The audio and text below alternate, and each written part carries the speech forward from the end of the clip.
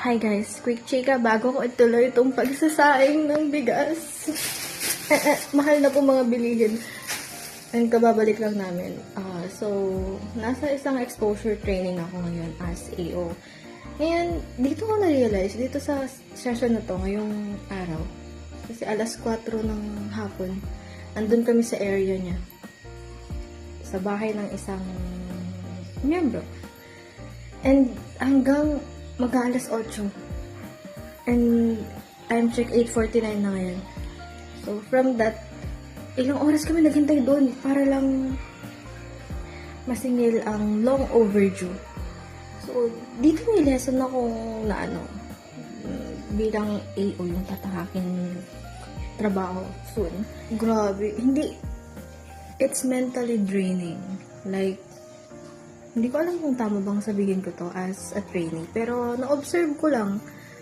Kasi, diba, may mga mababait, may mga masisipag na on time talaga sila nagbabayad sa mga loan nila at afford nila yung loan nila. Pero, itong mensahe na to is para sa mga nagbabalak mag-loan na kung maglo-loan kayo, keep it dun sa kaya nyo talagang bayaran ba?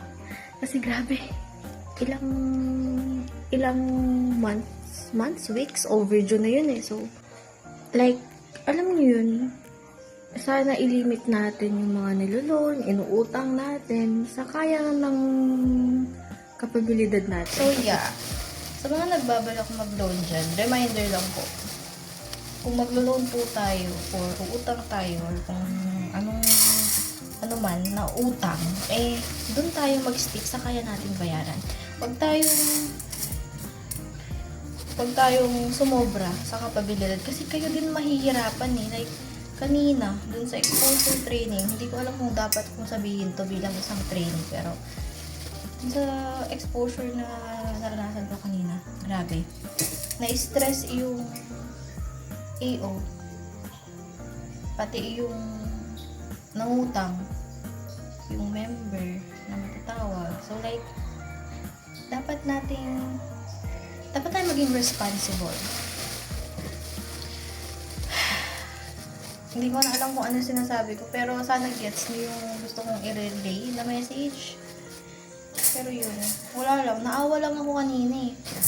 Bakit ko kinakamay yung dinadakot yung bigas? Mahal na po mga bilihin niya yun, kaya pahalagahan natin ang bawat butil ng bigas. Ayun, magandang buhay. Bye-bye.